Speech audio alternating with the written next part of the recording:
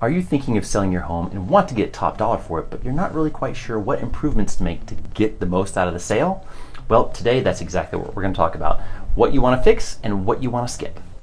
Thank you guys so much for watching. If you liked the video, we would absolutely love it if you gave it a thumbs up, hit the little subscribe button, or even the little bell to know when we release each new video. We're super happy that you tuned in. Thank you. By the way, I'm Elise. And I'm John, and we are with the Heart of Austin Homes team, which is a local real estate brokerage powered by Keller Williams. And we have helped countless people both sell their remodeled home for top dollar and then also sell their home as is for top dollar. It's important to keep in mind that not all improvements and not all repairs actually net you the most money. It might seem obvious, but the repairs that make the most sense are the ones that take up most of our visual cortex. That's just a fancy way of saying like the ones that take up the most space.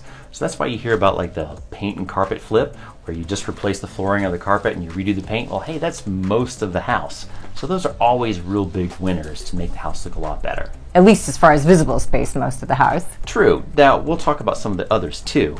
Definitely. So number one improvement that makes a big difference in the price, paint.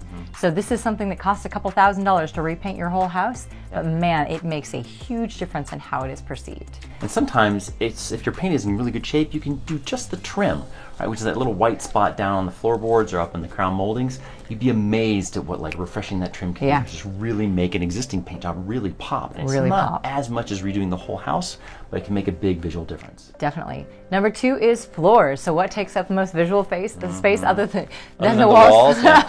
The floor, definitely. And things like mismatched tile from one room to the next, mismatched laminate flooring. Or you go into a house, there's like 4 different types of flooring all throughout the house, even if you just unify them. Also, you want to be careful when you pick which type of flooring, because you might think like, oh, well, I'll just put carpet everywhere, or oh, I'll put wood floors everywhere, or maybe I'll use like a really high-end wood flooring. Well, some of those floors might look really nice and are really expensive, and you think like, well, I'm really going to get a top dollar out of it. But it really just depends on your market as to what types of flooring you want to use, and you may not need to spend as much as you're planning on to get the most out of it. Definitely. Like the difference between a real wood floor and a laminate wood floor can actually be really minuscule depending on, you know, whether or not you're using something that visibly looks attractive for a laminate or something that's scuffed up for a real wood floor. Yeah, so be sure to check your local market and figure out what floor is going to just beat the next guy out. You don't necessarily have to go Taj Mahal on the thing. Don't go Taj Mahal. You rarely will actually net more by going Taj Mahal. Yeah. Next up is kitchen counters. So what does this mean? Yeah, well, a lot of counters, you'll see the laminate covering on it, like where it's particle board. Like that's pretty dated, and most of the time you're going to need to update that. And the other big counter types are silestone, which is like a crushed quartz compound. And that's considered, I think, at the higher end right now. It is. And then you also see granite, which is really big in the 90s and early 2000s. And there's still some granites out there that are really nice. Definitely. Now, the base price on those, like I don't want to give you a number because it really just depends on the house and the kitchen. But again, it really just depends on your market as to what surface you need. Typically, you're not going to go wrong with a silestone, but that's, you start to get into a little bit more luxury territory. So you wouldn't want to use that for a lower end property or something that you want to. And lower end, you can rent. Just find a quality, good looking granite and call it good. I don't want to use the word lower end like it can be a bit of a loaded term, right? True. It's just a matter of the price range, right? Yeah, exactly. So some places like, hey, that laminate over the particle wood, just fine. So again, it depends on your market, but the key here is not to overspend. Definitely. The next one, number 4, is kitchen cabinets. It's amazing how many people will have very few opinions about what the house looks like, but then it comes to the kitchen and they say, please not wood grain, old-fashioned kitchen cabinets. I love wood grain, right? Yeah, that's pretty rare. I would say most of them don't want, 80s wood grain cabinets, or if they do, they want that like 90s dark wood look. Yeah, now in Austin, it's going to differ depending on where you're at. A real popular thing to do is just to have them painted with a really thick paint so that you don't see any wood grain anymore.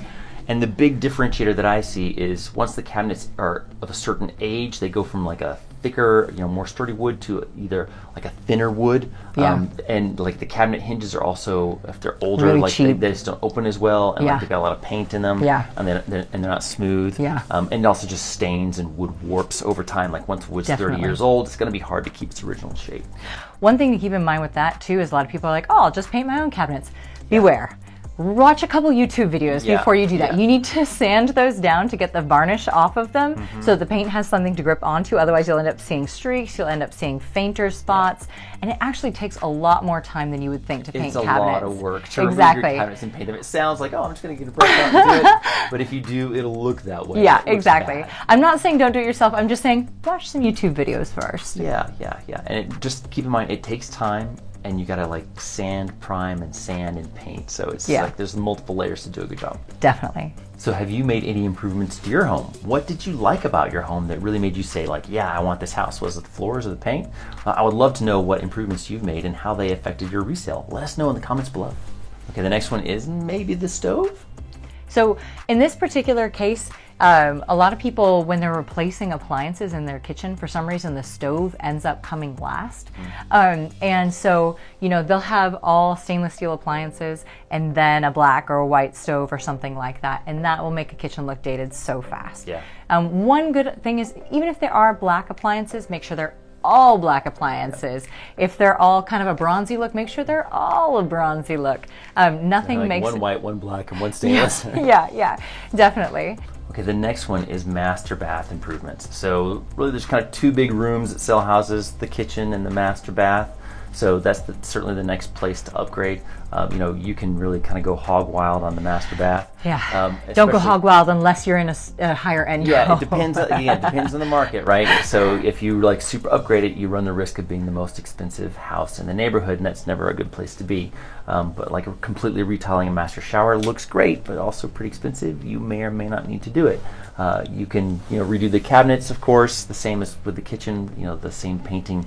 Good warnings apply. And that's a good rule of thumb, is trying to make it as uniform across the house as possible generally goes for a higher price. People think it's coordinated, and coordinated to them says higher price. Yeah, so you don't have nickel in one room and brass in another, and then gold in one place and modern somewhere else. Like, you individually picked out a nice fixture over the span of 5 years. They all look good individually. They look good, like in the catalog, but once you get them all into the house, they look kind of like, what's going on here? Yeah, it feels like a mishmash. So, but the master bath is certainly a place. If you're going to spend a little bit more, I would say that's the second place to do it. I would prefer the kitchen before you go to the master bath.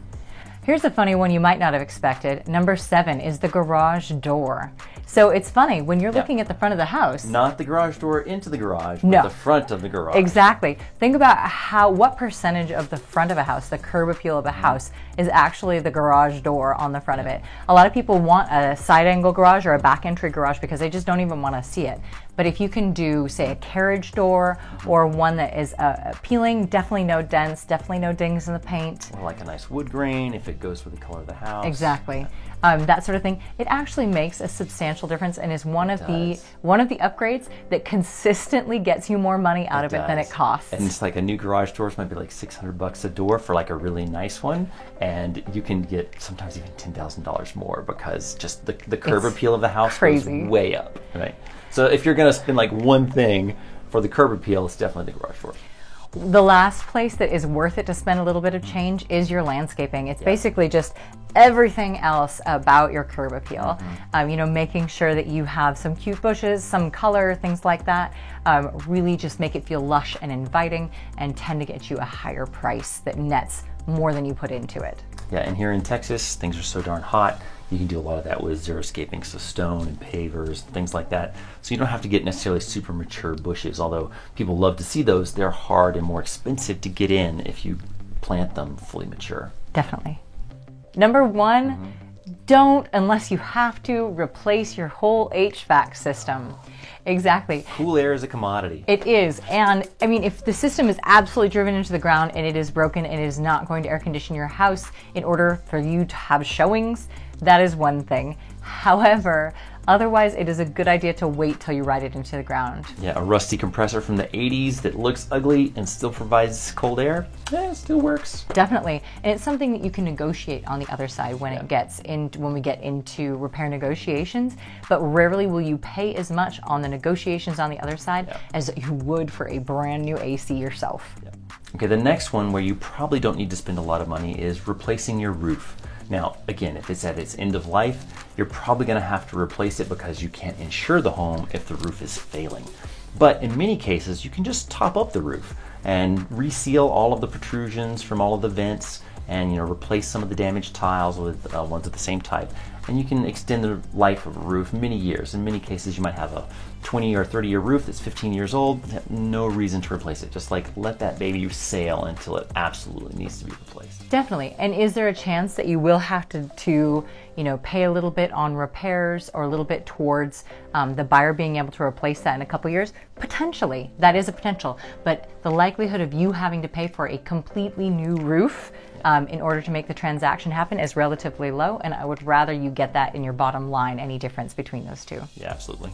Okay, the third thing not to spend money on is the windows. Now, some houses have, old aluminum frame windows, or maybe they're single pane. Mm-hmm. Like they're inefficient, but man, new windows are expensive. Like just replacing a single standard size window can be anywhere between $800 and $1,200 depending on what type of window you put in there, and I'm assuming you're putting in like a nice new double pane vinyl window, which is kind of the standard nowadays. So for a 3-2 house, you're looking at usually $15K plus for new windows. And people just, at the end of the day, they don't see them. Like you walk into a house and they can see through them, but they don't look at them and think like, wow, those are great windows. Yeah. At least not for most houses. Maybe it's some of the super high-end stuff, then it makes more of a difference and people will pay attention. But for your average house, like just new windows are super expensive and most consumers just aren't going to value that Definitely. I mean, if you're talking about $1 million+ house that still has single pane inefficient windows, okay, that makes sense. Yeah. But for the majority of houses, this is going to cost you $20,000 to $40,000, and you are not going to see that out of the price. They're just going to assume that the house comes with windows. Number 4 would be other kitchen appliances. For example, your refrigerator and your dishwasher. Sure, the stove makes a little bit of sense, and making sure that they are all of the same type, all stainless steel, all black, all white, that sort of thing, that makes sense. However, the refrigerator usually goes with you. It does not sell with the house. So that's something that's not going to necessarily contribute to the price of how it sells. Plus, buyers are just really weird about their refrigerators. I swear most people, they'll get the refrigerator and they'll get rid of it and they'll buy their own. Definitely. People like to choose their refrigerator for some reason. Yeah, and the dishwasher, I mean, that is one of the cheapest kitchen appliances. So people Not know... the refrigerator. Yeah. The dishwasher. The dishwasher. Yeah. So that people know that they can switch that out. Yeah. So that's actually something that is not going to get you good bang for your buck. Yeah. Number 5, don't add a pool. Number 6, solar panels really won't get you any extra, right? It's a sad statement. They should. I mean, I would love, as an environmentalist, that solar panels got you a better price, but they just don't. No, I mean, like, they'll save you some money on your electric bill, which is nice. And if it were a commercial property, it actually increases the NOI of the building. So which in is commercial, fantastic. It's different.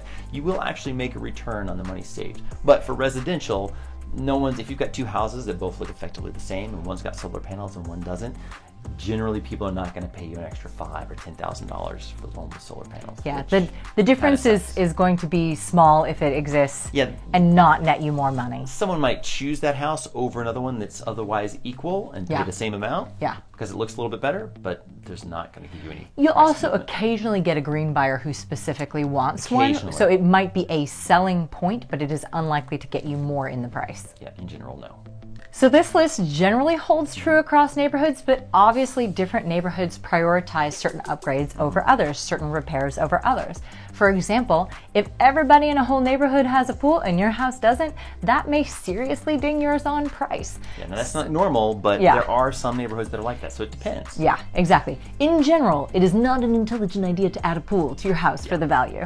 However, so we're happy to come check out your place and give you a neutral and professional opinion on what is going to net you the most in your neighborhood. And obviously, no cost, no obligation. We truly love to help. Thanks so much for watching this video. I really hope that you got some value out of it so that when you go to sell your home, you know a little bit better about like what you should upgrade and what you shouldn't. We would love it if you press that little like button, turn that baby blue, and press the subscribe button if you want to see more videos from us. And hit the little bell. The little bell will notify you because we all need more notifications. Definitely. And if you like this particular video, a couple other ones of ours that you may want to check out are the costs of selling in Austin, and then also the process of selling a home in Austin. Those could be really informative depending on where you're at. And they should be somewhere over there. Thanks, guys.